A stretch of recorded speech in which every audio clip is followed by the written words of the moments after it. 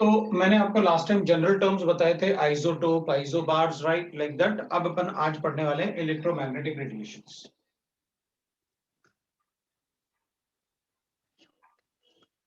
Magnetic radiation.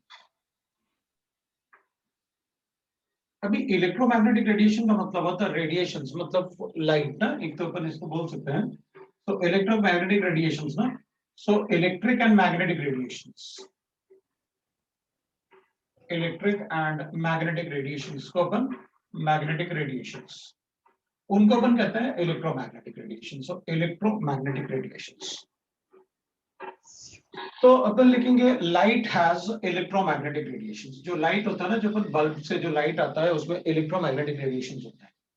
Light has electromagnetic radiations, magnetic radiations है। तो light में अपन बोलते हैं कि भाई लाइट में जो होता है ना उसमें इलेक्ट्रोमैग्नेटिक रेडिएशंस होता है। तो अपन कहेंगे ठीक है भाई, कोई बात नहीं, इलेक्ट्रोमैग्नेटिक रेडिएशंस चेक कर लेते हैं अपन। तो एक्चुअली इलेक्ट्रोमैग्नेटिक रेडिएशन जो होता है वो हमेशा वेव के फॉर्म में ट्रैवल करता है। तो अपन एक ऐसे एक्सिस ले लेते हैं और एक एक्सिस ऐसे ले लेते हैं। थोड़ा बहुत आपने एक्सिस के बारे में पढ़ा होगा, जैसे ये एक्स एक्सिस हो गया। तो एक्स और वाई एक्सिस हमेशा एक दूसरे से परपेंडिकुलर ऐसे क्वाड्रेंट अपन ड्रॉ करते हैं, टू डायमेंशनल क्वाड्रेंट अपन ऐसे ड्रॉ करते हैं। तो ये एक्स और वाई एक्सिस हमेशा 90 डिग्री पे होते हैं एक दूसरे के।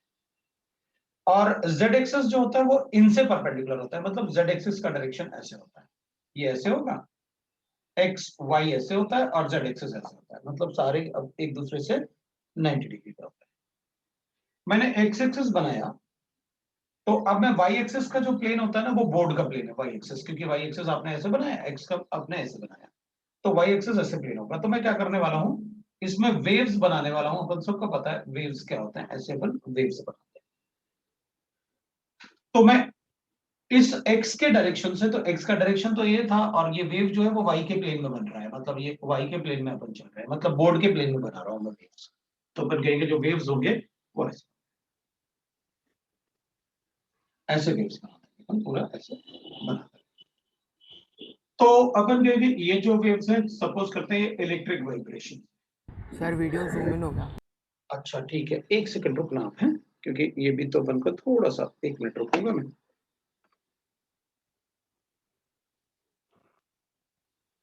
इलेक्ट्रोमैग्नेटिक रेडिएशंस की अगर अपन बात करेंगे तो will say that electromagnetic radiation में, तो मैंने आपसे कहा कि ऐसे एक्स एक्सिस हो गया, ये अपन ने एक्स एक्सिस बना दिया, तो फिर अपन जो रेडिएशंस बनाएंगे वो उससे परपेंडिकुलर बना रहे हैं अपन, ऐसे एक्स एक्सिस से, ठीक है ना। तो अगर एक्स का डायरेक्शन ये है तो इनका ऐसे प्लेन होगा, वाई एक्सिस में अपन बता सकते हैं, मतलब वाई एक्सिस के प्लेन में आपने इलेक्ट्रिक रेडिएशंस बनाए। So these are electric radiation, अपन बोल सकते हैं दैट इज रेडिएशन। अब जो इलेक्ट्रिक बनाए है ना, अच्छा, आवाज रमेश जी की आ रही थी, मैं सोच रहा था पता नहीं किसकी आवाज आ रही है। देखो भाई रमेश जी, चलो अपन क्या करेंगे, इलेक्ट्रिक रेडिएशंस अपन को ऐसे मिली, तो जो इसमें मैग्नेटिक रेडिएशंस अपन बनाएंगे ना, ये स्टक हो गया, 1 मिनट रुकना। तो जो मैग्नेटिक रेडिएशन अपन इसमें बनाएंगे ना, वो मैग्नेटिक रेडिएशंस इससे भी परपेंडिकुलर होंगे, मतलब अपन मैग्नेटिक रेडिएशंस ऐसे बनाने वाले हैं। सपोज कर लेते हैं कि मैग्नेटिक रेडिएशंस ऐसे बनेंगे, ये इससे परपेंडिकुलर अपन ऐसे, तो मैं मैग्नेटिक रेडिएशन जो इससे परपेंडिकुलर होंगे उनको ऐसे बना देता हूं,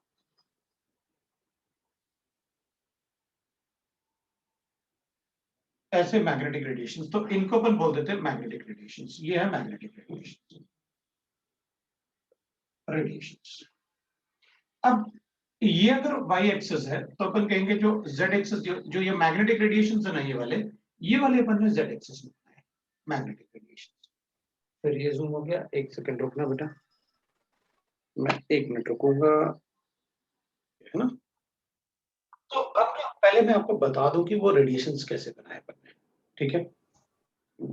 ये मान लिया अपन ने कि ये एक्स एक्सिस है, तो जो रेडिएशंस अपन ने ये बनाए ना, अपन अज्यूम कर लेते हैं कि जो वाई वाले रेडिएशंस है ना, वाई वाले रेडिएशंस जो हैं they are in the plane of board, मतलब जो वाई वाले रेडिएशंस हैं वो अपन ऐसे बना देंगे, कि y वाले रेडिएशन जो हैं वो प्लेन ऑफ बोर्ड में है, मतलब ऐसे बनाया आपने, ये डायरेक्शन हो गया x एक्सिस हो गया, तो y वाले रेडिएशन ऐसे बनेंगे, उससे परपेंडिकुलर ऐसे बनेंगे, मतलब उसी प्लेन में, इस प्लेन में अपन ने y रेडिएशन बना दिए ऐसे। तो जो z आपने बनाए ना, वो z आपने z एक्सिस तो ऐसे था भाई, आप z एक्सिस ऐसे बनाने वाले हो, तो z एक्सिस ये ग्रीन वाला जो है ना, जो ग्रीन वाला है उसको अपन z एक्सिस अज्यूम कर रहे हैं, ग्रीन वाले को अपन z एक्सिस अज्यूम कर रहे हैं। तो अगर अपन ग्रीन वाले को z एक्सिस अज्यूम कर रहे हैं तो y वाला तो ऐसे बनाया था आपने इस प्लेन में, y वाले, तो ग्रीन वाले इस प्लेन में बनाऊंगा मैं ऐसे ऐसे, मतलब इससे परपेंडिकुलर बनेंगे, they are called magnetic radiations. तो अपन ने ग्रीन वाले जो हैं वो ऐसे प्लेन में बनाए। अच्छा, तो इसका मतलब आप ये बोल रहे हो कि जो ग्रीन वाले वेव्स हैं वो रेड वाले वेव से परपेंडिकुलर है, मतलब इसके वेव से ये वाले वेव ऐसे इस प्लेन में है, तो ग्रीन वाले इस प्लेन में है, दे आर परपेंडिकुलर, और दोनों ही जो है x और y they are perpendicular to the x। तो अगर अपन कहते हैं कि भाई देख, अगर कोई लाइट का जो डायरेक्शन ऑफ प्रोपगेशन है, जैसे अपन कोई बीम ऑफ लाइट टॉर्च वगैरह ऑन करते हैं ना, तो इसको अपन बोल देते हैं propagation of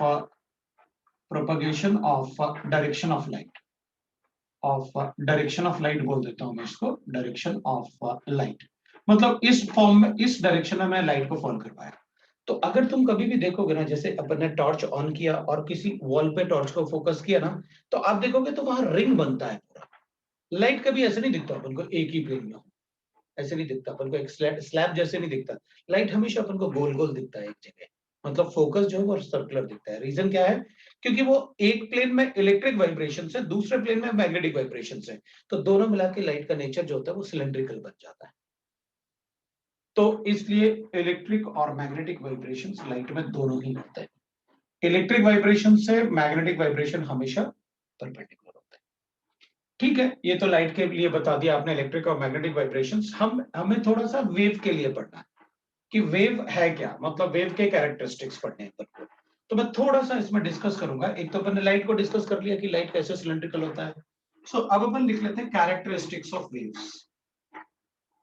so characteristics of waves अगर अपन लिखेंगे तो that will be equal to, अरे यार तो 1 घंटे की क्लास है, मुझे वेट करना ही पड़ेगा।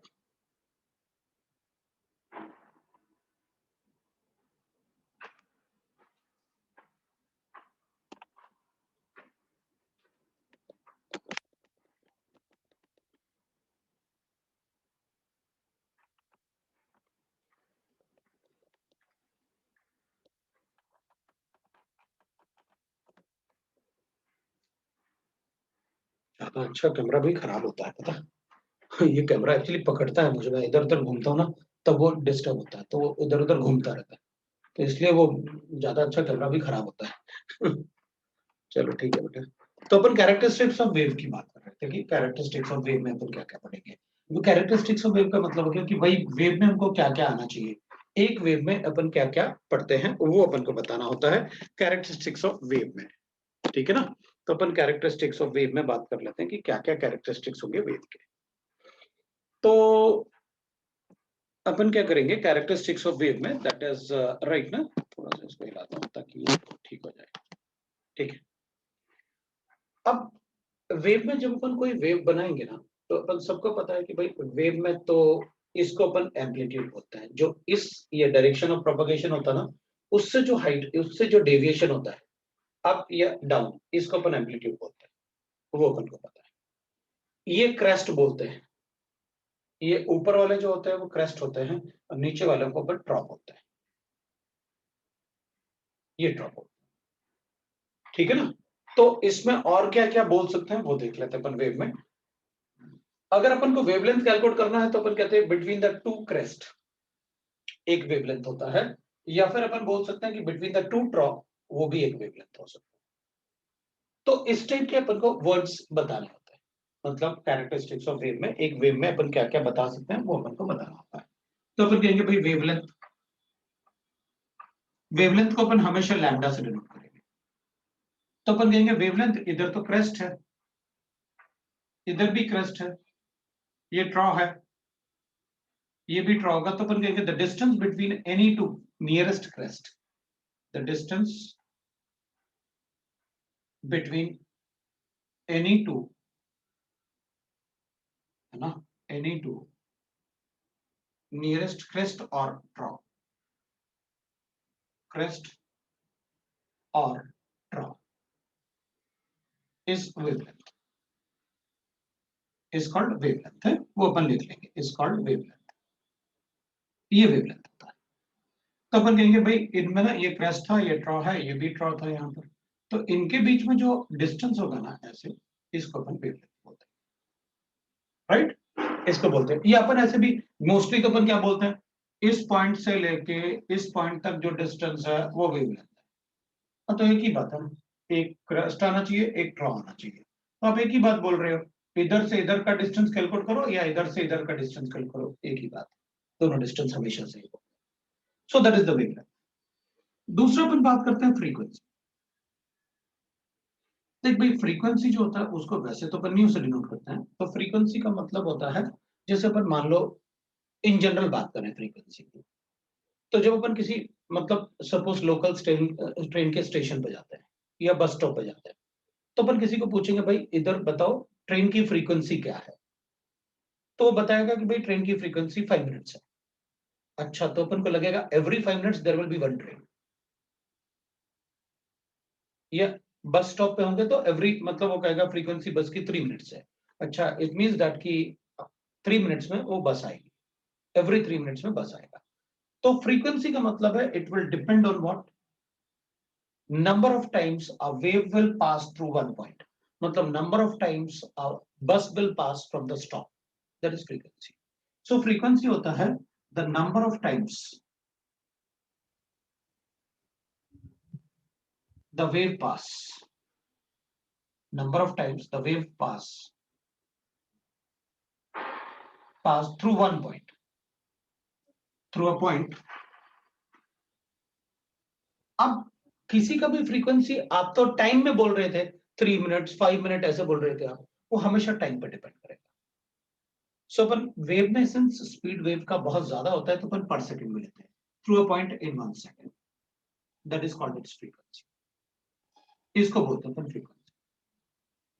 अब फ्रीक्वेंसी होगा तो अपन कहेंगे देखो सर एक बात है, अगर मान लो मैं इस पॉइंट से बस के निकलने को फ्रीक्वेंसी बोलता हूं, तो भाई एक बात है फ्रीक्वेंसी तो डिस्टेंस पे भी डिपेंड करेगा, बस छोटा चक्कर लगाती है या बड़ा चक्कर लगाती है, उस पर भी उसका फ्रीक्वेंसी डिपेंड करेगा। अगर वो बस का राउंड बड़ा है तो टाइम भी ज्यादा होगा ना फ्रीक्वेंसी का, और अगर छोटा है सर्कल तो ऑब्वियस सी बात है बस का राउंड छोटा है तो वो फ्रीक्वेंसी भी ज्यादा होगी। तो अगर डिस्टेंस बड़ा है तो फ्रीक्वेंसी कम होगी, अगर डिस्टेंस छोटा है बस का तो फ्रीक्वेंसी ज्यादा हो जाएगी। जैसे लोकल सिटी में फ्रीक्वेंसी बस की ज्यादा हो सकती है, लेकिन ऐसे नहीं हो सकता ना एक ही बस एक ही दिन में पूना से अपन मतलब उसको 20 टाइम लेके आ जाए, पॉसिबल ही नहीं है। तो डिस्टेंस बड़ा होगा तो फ्रीक्वेंसी कम करनी पड़ेगी। तो अपन क्या बोलते हैं, फ्रीक्वेंसी जो होता है वो डिस्टेंस पर डिपेंड करेगा, it will inversely proportional to distance, distance mean wavelength. अगर वेवलेंथ बड़ा होगा मतलब इट इज लाइक दैट कि राउंड बड़ा होगा, अगर वेवलेंथ बड़ा होगा तो फ्रीक्वेंसी कम हो जाएगी। और अगर अपन लाइट की बात करेंगे तो अपन को यहाँ कांस्टेंट चाहिए, तो अपन यहाँ पर कांस्टेंट लिख लेते हैं, है ना, जो कांस्टेंट अपन लिख लेंगे क्योंकि लाइट की बात कर रहे हैं, तो अपन कहेंगे भाई frequency will be equal to c by lambda। c is velocity of light, where c is velocity of light।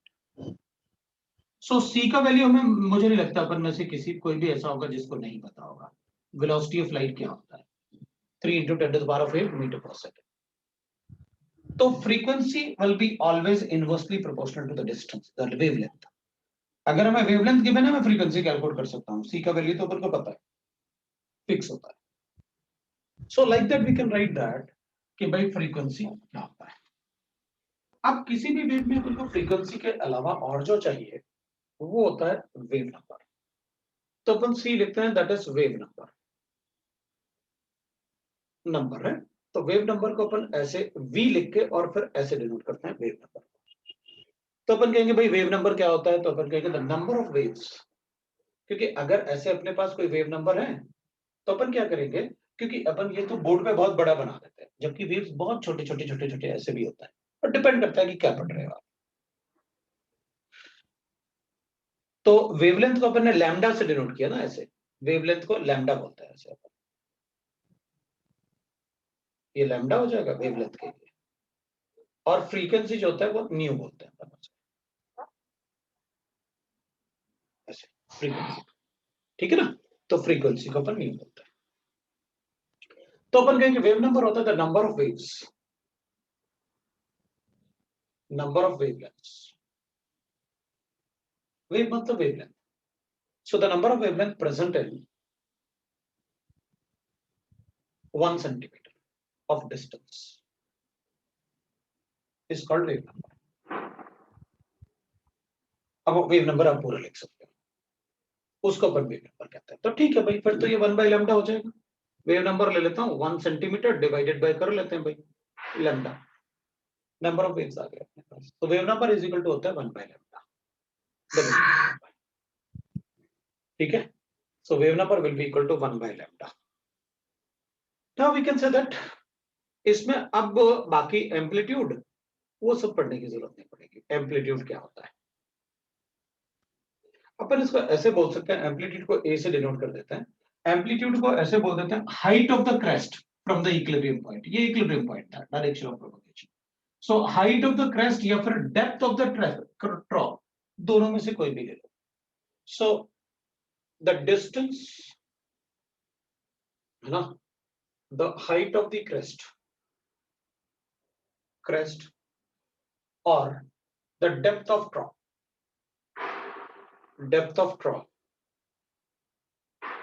is from the equilibrium point, है ना। so from the equilibrium point is called amplitude। so अपन कहेंगे या तो आप height ले लो इसका crest का, या फिर आप डेप्थ ले लो इसका, then it will be called as amplitude। so that is about the characteristics of waves। इतना अपन को वेव्स में आना चाहिए।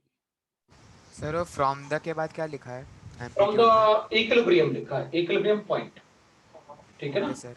इसको मैं पूरे लिख देता हूँ, कोई प्रॉब्लम नहीं, लिखना सर तो इक्विलिब्रियम मतलब वो प्रोपगेशन लाइन क्या? बिल्कुल बिल्कुल, इक्विलिब्रियम पॉइंट मतलब ये लाइन का प्रोपगेशन, इधर से अपन उधर जाओ या इधर आओ, वैसे लिखा अपन ने, ठीक है ना। तो अपन इसको वैसे बता सकते हैं। So that is the electromagnetic radiations.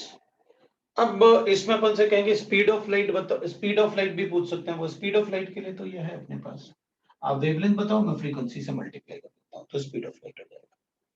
तो वो लिखने की जरूरत, मैं तो एम्पलीट्यूड भी नहीं लिखने वाला था, कोई पूछता तो है नहीं व्हाट इज एम्पलीट्यूड, वो 9-10 तक ही पूछा, उसके बाद कभी नहीं पूछता।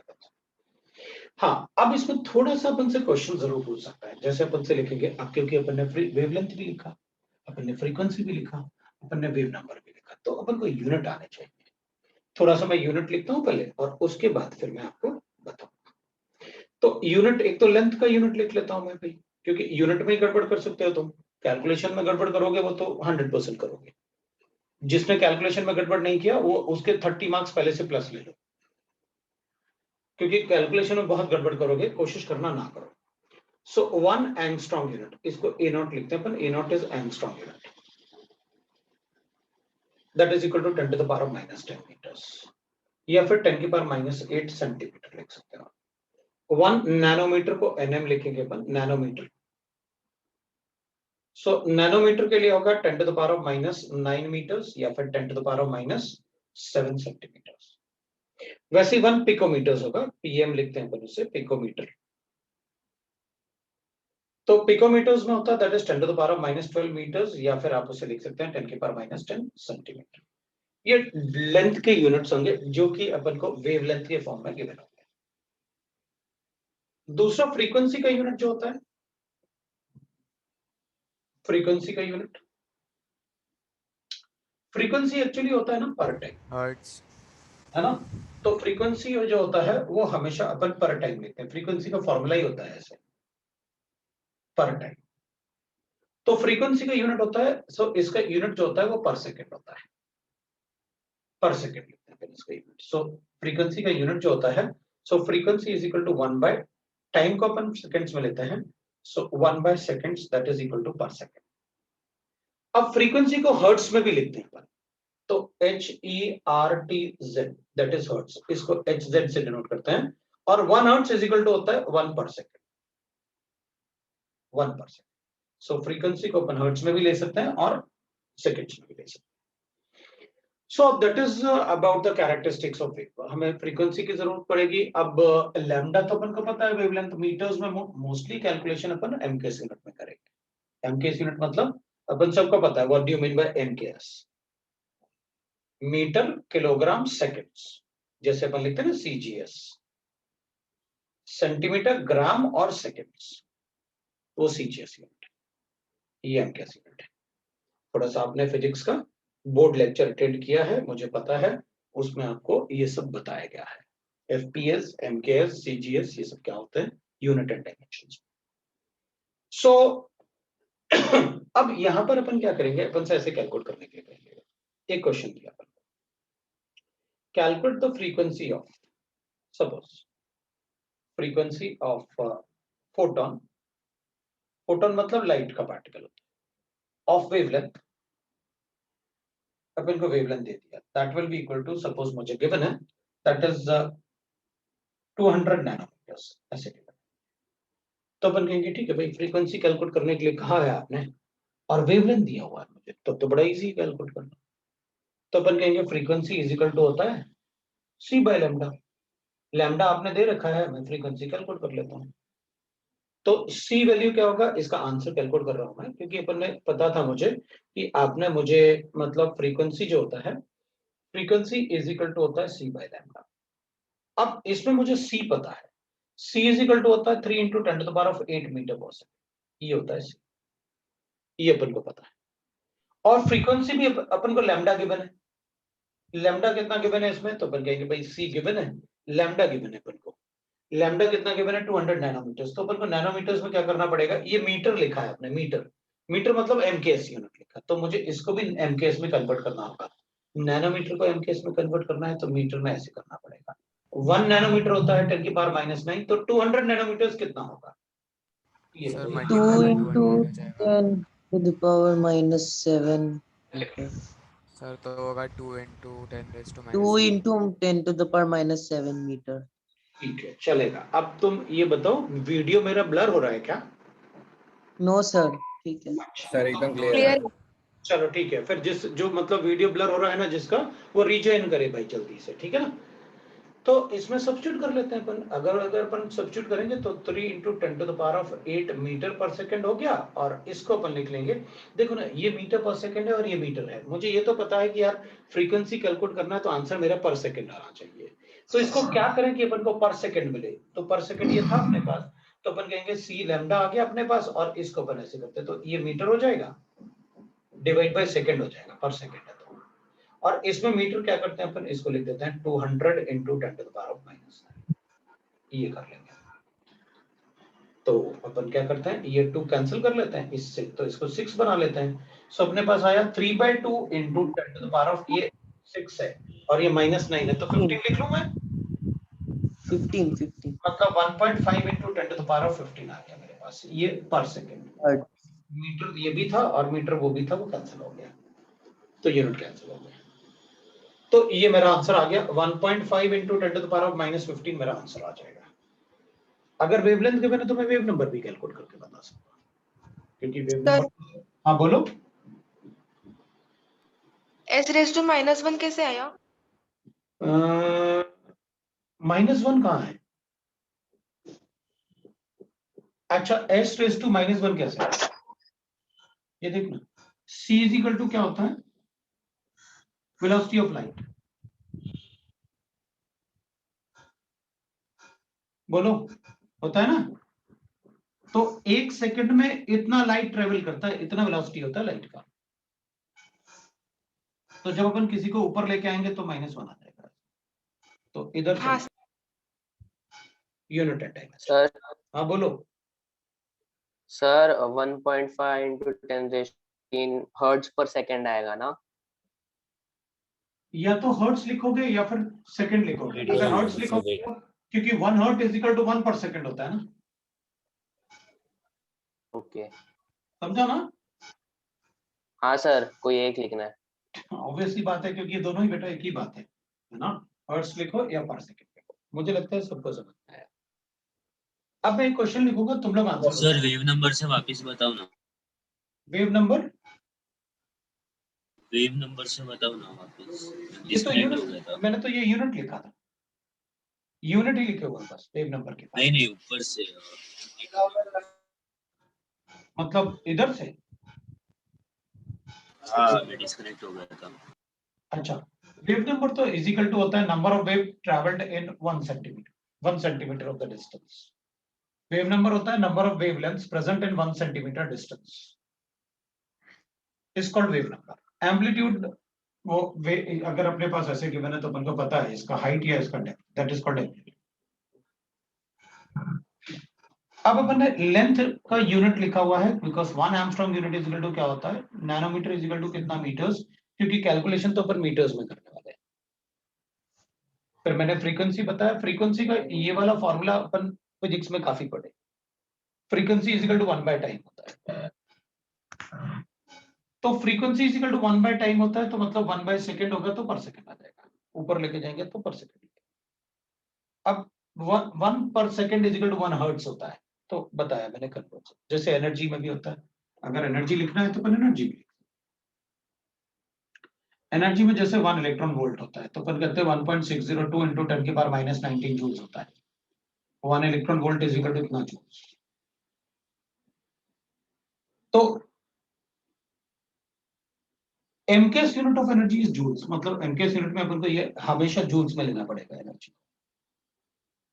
एनर्जी में अपन लिखते हैं फिर 1 जूल इज इक्वल टू, अगर ये जूल्स जो होता है वो एमकेएस यूनिट होता है ऑफ एनर्जी।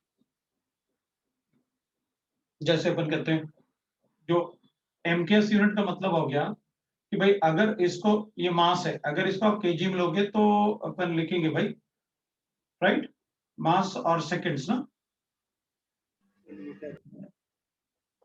तो इधर लिखेंगे अपन मास को केजी में ले लेंगे और इसको मीटर केजी मीटर ले लेंगे और इसको सेकंड्स में ले लेंगे, तो अपन लिखेंगे एमकेएस यूनिट मतलब मीटर किलोग्राम सेकंड। सीजीएस का मतलब हो जाएगा, जब आप अगर मान लो इसको सेंटीमीटर में ले रहे हो डिस्टेंस को, तो आपको मास हमेशा ग्राम में लेना पड़ेगा, दैट इज सीजीएस। टाइम हमेशा सेकंड में यूज करते हैं। तो जैसे अपन को पता है मीटर लेंथ का यूनिट होता है, मास का यूनिट केजी होता है, टाइम का यूनिट हमेशा सेकंड लेना होता है, ऐसे ही एनर्जी का यूनिट एमकेएस यूनिट जूल्स होता है, वो अपन बना सकते हैं उसको एनर्जी। तो 1 joule is equal to 1.6 into 602 10 की power -19, 1 electron volt is equal to इतना जूल्स, तो 1 जूल इज इक्वल टू होता है, will say that 10 to the power of 7 hertz. और अगर अपन लिखेंगे दैट इज एनर्जी में कभी कभी अपन यूज कर लेते हैं, that is calories. So 1 calorie is equal to होता है, that is equal to 4.187 joules. तो ये कैलोरीज है, CAL मतलब कैलोरीज। आपने सुना होगा कितना कैलोरीज है, कितना जूल्स है, ये यूनिट तो आपने सुने होंगे, राइट। तो अपन ऐसे बता सकते हैं, ये यूनिट ऑफ एनर्जी है। अब तुम मुझे एक आंसर बताओ, मैं थोड़ा सा लिख रहा हूं, तुमको मुझे आंसर बताना है। एक ए अपन को भी मिला है, अगर मैं लिखता हूं suppose 10 to the power of 5 into 10 to the power of 12, बताओ कितना आएगा answer. 10 to the Sir, power 10 to the power of 7 70 10 to 17 10 to the power 17 कितना आएगा answer, 10 raised to 10 to the 7 power 7 आएगा। Minus into 10 to the power of -12 तो कितना आएगा, 10 raised to 10 to -17 the power -17 -17 10 to the power of 12 तो कितना आएगा, और 10 to the power of 5 minus 10 to the sir power 10 of to the power 60 हो जाएगा। अब चलो देखते हैं, ये थोड़ा बड़ा नंबर ले लिया, मैं थोड़ा छोटा कर लेता हूँ, या इसको 3 कर, थोड़ा छोटा नंबर इसलिए ले रहा हूँ कि थोड़ा ठीक रहे, मतलब अपन कैलकुलेट कर पाए। चलो इसको देखते हैं, इसमें कितना लिखोगे? सर 17। मतलब तुम कह रहे हो कि 10 to the power of 5 raised to plus 9, 17. Right? हाँ sir. Yes sir. Yes, sir. इन दोनों में क्या लिखोगे तुम? 7. -7 तो कितना लिखेंगे? 10 to the power of 7। 7 ना? Yes, हाँ sir. sir। Yes, sir. इसको ऐसे लिख सकता हूँ क्या? ये 10 to the power of -5 किया था ना आपने? Yes, sir. हाँ सर। तो मैं इसको ऐसे लिख सकता हूँ 10 to the power of 12 divided by 10 की power 5। Yes, sir. लिख सकते हैं ना? हाँ सर। Yes sir. हाँ सर तो अगर लिख मैं ऐसे सकता है क्योंकि 10 raised to -5 को 1 by 10 raised to 5 लिख सकता है। बिल्कुल, तो मैं इसको ऐसे 7 कर सकता हूँ ना ऐसे? हाँ सर। Yes, sir. हाँ सर। ठीक है, किसी को डाउट नहीं ना? अब इसको क्या No. करोगे तुम?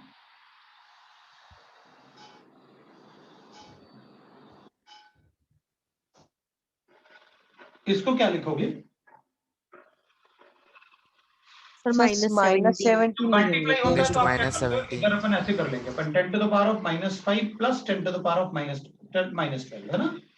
ऐसे ही करोगे? Yes. तो क्या लिखोगे? 10 to the power of -17. minus।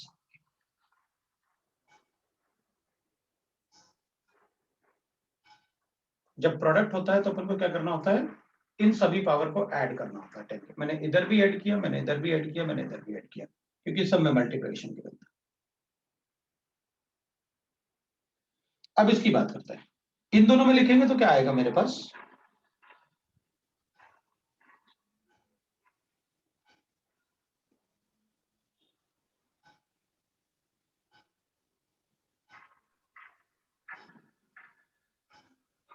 क्या लिखूं? चलो ऐसे करते हैं।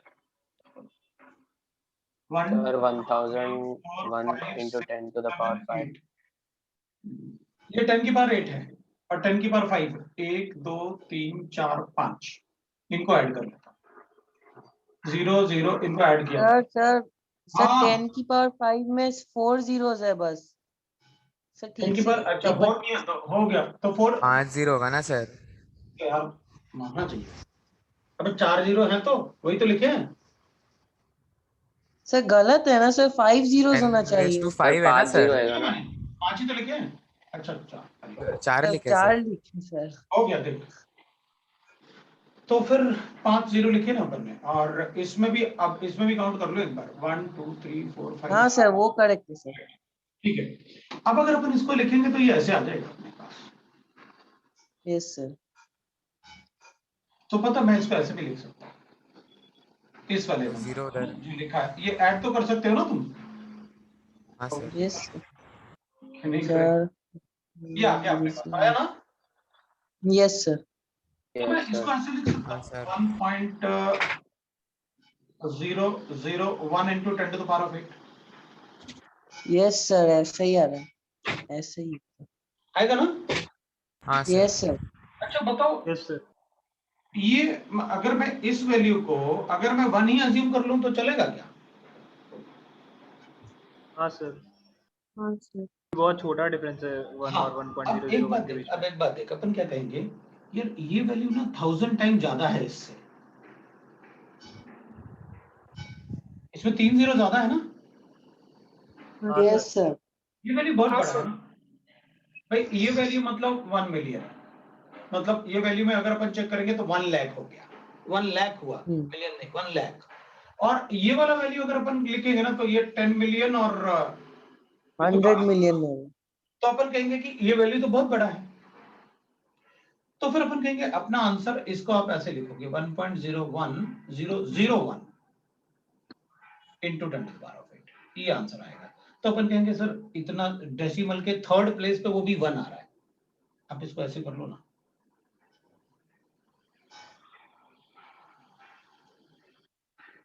करेंगे ना अपन? Yes sir. हाँ सर, तो मतलब 10 to the power 8 ही आ गया ना? तो इसका मतलब ये हुआ कि जो बड़ा नंबर है उसी को लिख लो ना।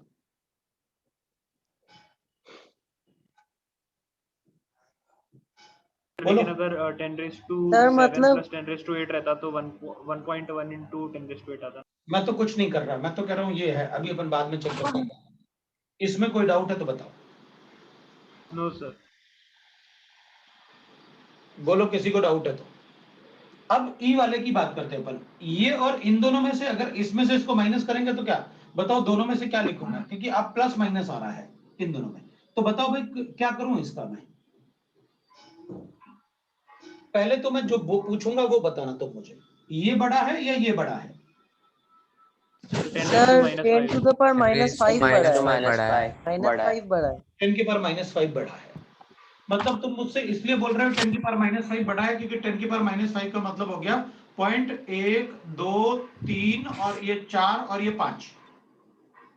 हाँ 5 क्यों, सर Sir, 1 5 मतलब वो नंबर लिखना था 1। Yes sir yes.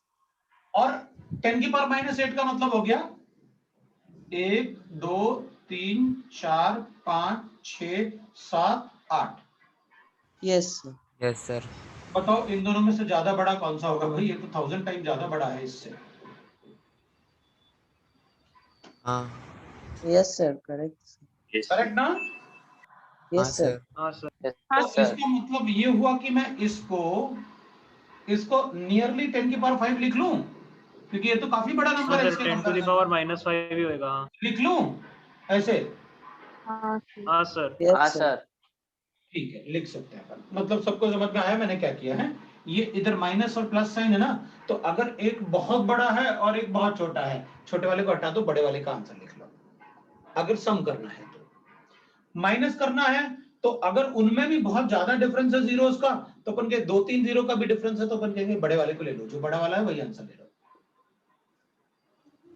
सर क्योंकि छोटे वाला का इफेक्ट पड़ने नहीं वाला है ज्यादा कैलकुलेशंस में। यार सीधी सीधी बात है, देख मैं तो ये कह रहा हूं, मेरे पास 10,000 रुपीज है और फिर मेरे पास 1 रुपए और है, तो तुम कहोगे सर सीधा 10,000 बोलो ना, 10,001 क्यों बोल रहे हो। Yes sir. लमसम बताओ ना कैलकुलेशन में कि आपके पास कितने पैसे हैं, और 1 रुपए का कोई मतलब नहीं है।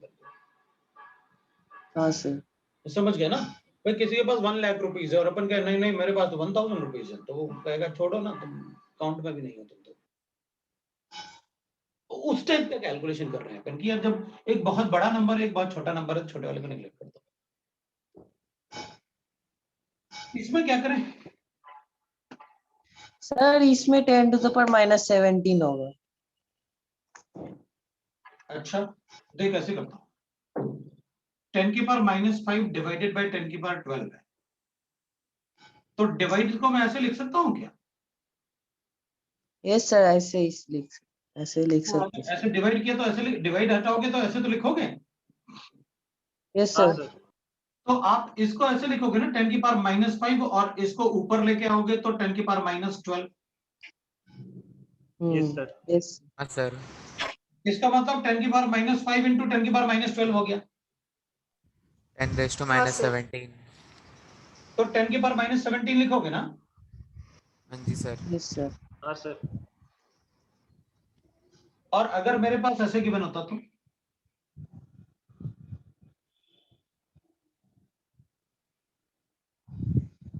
तो फिर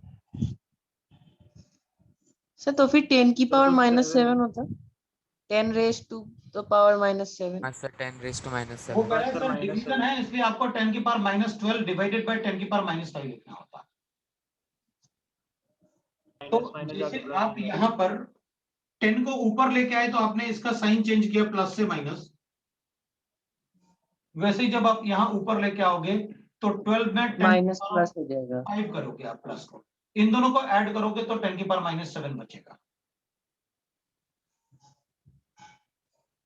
सबको समझ में आया। Yes sir.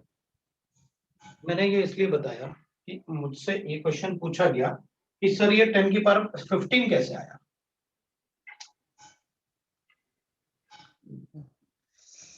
तो अपने पास यहाँ पर क्या था 10 की पावर 6 था ना, 10 की पावर 6, और डिवाइडेड बाय था 10 की पावर -9 था ना, 10 की पावर -9 अपने पास। तो जब आप 9 को ऊपर लेके आओगे तो 6 + 9 हो जाएगा ना, हाँ सर। इसलिए हाँ सर। Yes, अब sir. देखो इसमें क्या होता है ना, मैंने ये इसलिए बताया, बहुत सारे स्टूडेंट ऐसे भी होते हैं जिनको कंसेप्ट तो समझ में आ गया कि सर ये है, लेकिन कैलकुलेशन नहीं आता, तो फिर कंसेप्ट का भी कोई मतलब नहीं अपने, इसलिए कैलकुलेशन बताना मुझे जरूरी था।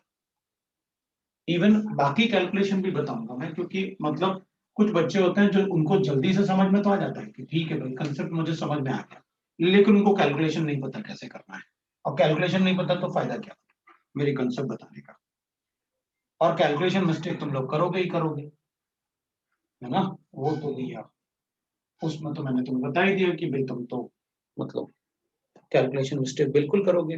अब मैं एक क्वेश्चन दे रहा हूँ तुमको, तुम लोग बताओगे calculate the wavelength and wavelength of photon of frequency. मुझे फ्रीक्वेंसी गिवन है, that is 4 into 10 to the power of 15%। अबे अबे तो हम देखो भाई, ऐसे लग रहा था जैसे तू घर में पिट रहा है, ठीक है कोई बात नहीं, सब पिटते हैं। तो वेवलेंथ देखते हैं और वेव नंबर देखते हैं। फ्रीक्वेंसी गिवन है तुमको, तो भाई फ्रीक्वेंसी गिवन है, वेवलेंथ पूछा है और फिर आपने वेव नंबर पूछा है, तो जरा जल्दी से कैलकुलेट करो जितना जल्दी हो सकता है, सब लोग कैलकुलेट करो जरा जल्दी से।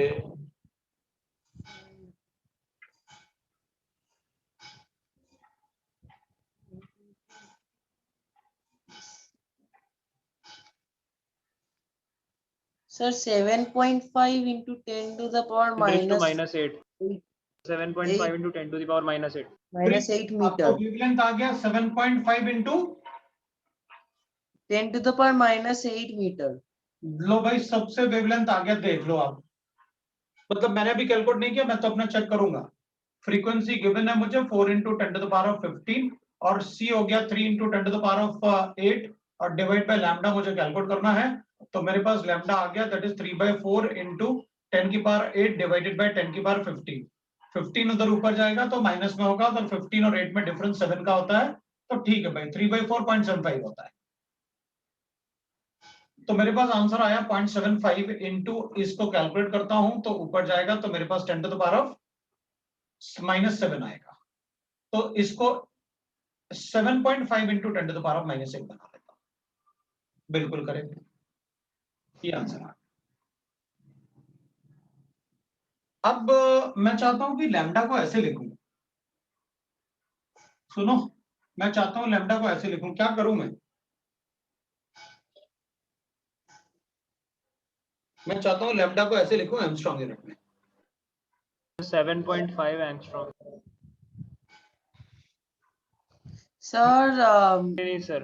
sir, 10 to the power minus 10 meter अगर 1 एंगस्ट्रॉम होता है अच्छा रुक जा तो ऐसे करते हैं, ऐसे करते हैं, सब लोग एक बार में ही सीख जाएंगे। ये 7.5 है इंटू 10 के पावर -8 है ना, ये मीटर्स है ना, आपको बनाना क्या है, अगर ये 10 की पावर -10 बना दो तो 7.5 आंसर होता ना, अगर ये 10 की पावर -7 होता तो, अगर ये 10 की पावर -10 होता तो आप 7.5 आंसर बोल देते ना -8 की जगह।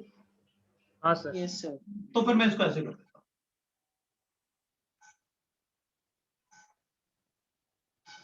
भाई एक ही बात है ना, इसको लिखो और ऊपर नीचे 100 मल्टीप्लाई करोगे तो कैंसिल कर देता हूं, अभी कर दो पड़ेगी तो, ये एक ही बात है ना, ऐसा लिखो या ऐसा लिखो, हाँ सर.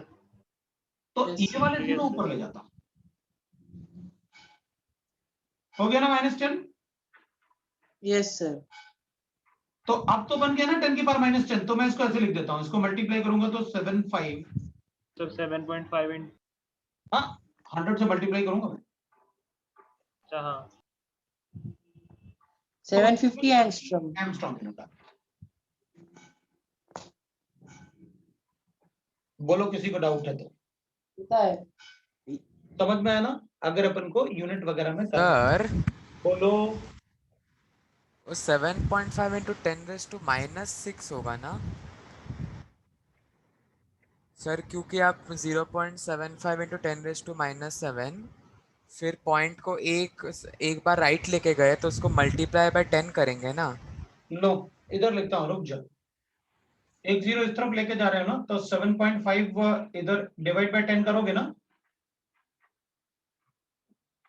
हाँ सर। और फिर 10 की पावर -7 है ना, हाँ समझा सर। इसके ऊपर लेके जाऊंगा तो 8 आएगा ना। 10⁻⁸ हाँ सर। बिल्कुल। तो अपने पास आएगा ये 750 एंगस्ट्रॉम यूनिट, अगर आपको एंगस्ट्रॉम यूनिट में लिखना है तो। और वेव नंबर कैलकुलेट करना है तो 1/λ होगा। 1/λ इज 1.1/λ को मैं यहां से लिख लेता हूं, 4/3 इंटू 10 की पावर 15 डिवाइड बाय, क्योंकि 1/λ ही तो करना है, 10 की पावर 8। 4/3 मतलब सर 1.25, सॉरी 1.3, देख सर ले, 1.33 आ रहा है। पक्का ना? 1.33 है सर। ये लो आ गया।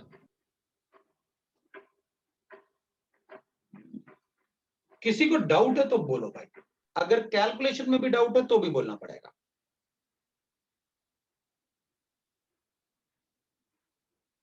सबको समझ में आया? अब एक क्वेश्चन दे दूं? हाँ सर। एक और क्वेश्चन देता हूं। एक क्वेश्चन मेरे पास है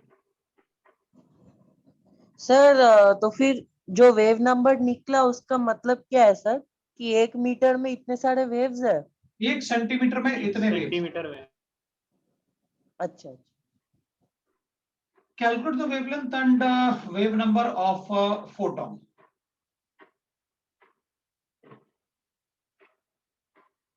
Calculate the wave number of photon. Number of photon into 0.5 kilometer. If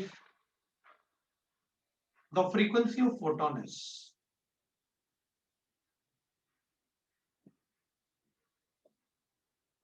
that is 3 into 10 to the power of 14 per second.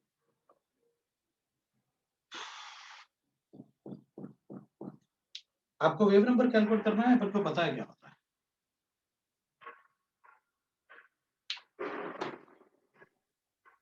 Sir 2.5 kilometre क्या है? डिस्टेंस, जिसमें वो नंबर ऑफ वेव्स कैलकुलेट करना है कि 2.5 किलोमीटर में कितने वेवलेंथ है ना बोलो सर, वेवलेंथ है ना। हाँ वेव, इधर फ्रीक्वेंसी अपन को गिवन है, पर सेकंड गिवन है। Sir 2.5 wave. हाँ हाँ बोलना, बोल क्या 2.5 वेवलेंथ है क्या?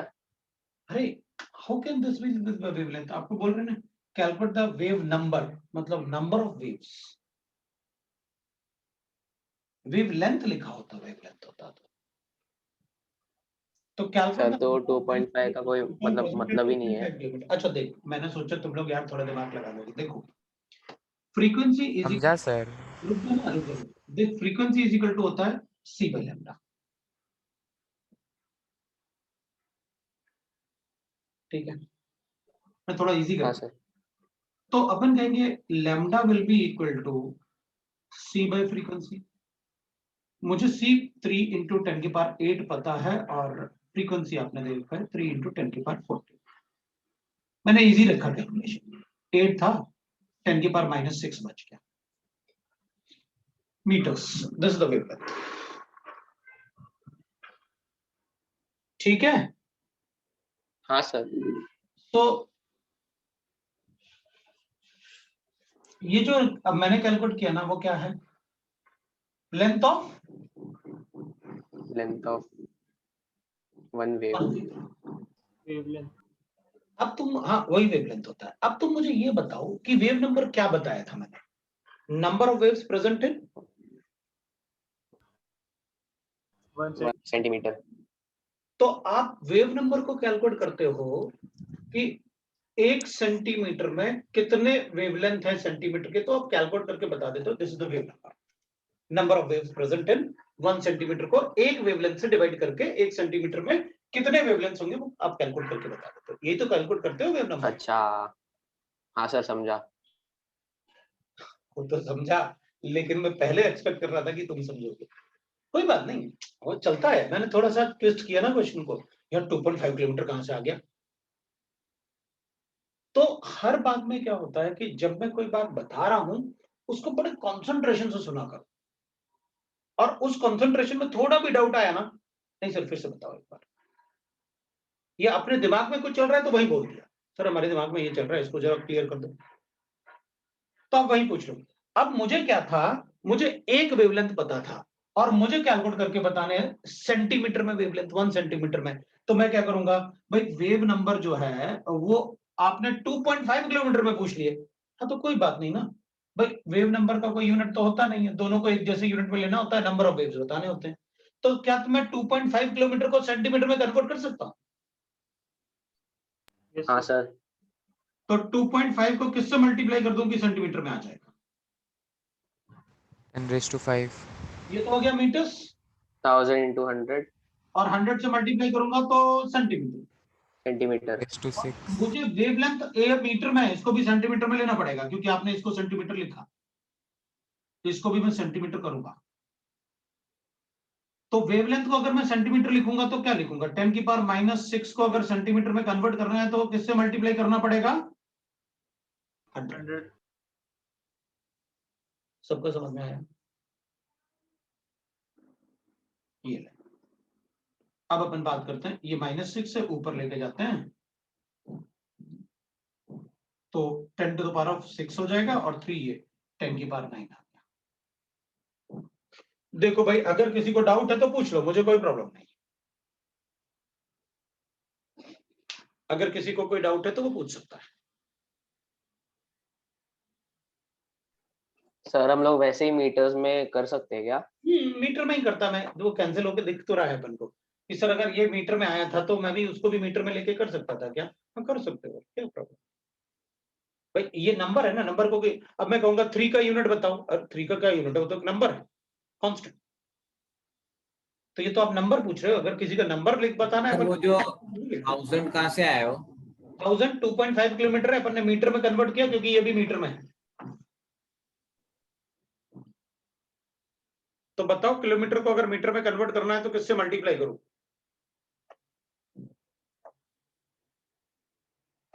पक्का ना? किसी को डाउट है तो बोलो।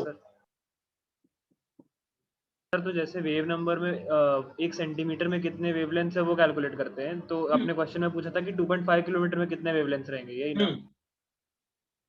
Okay sir. तो इसीलिए तो अपन ने 2.5 में कैलकुलेट किया। हाँ सर समझा।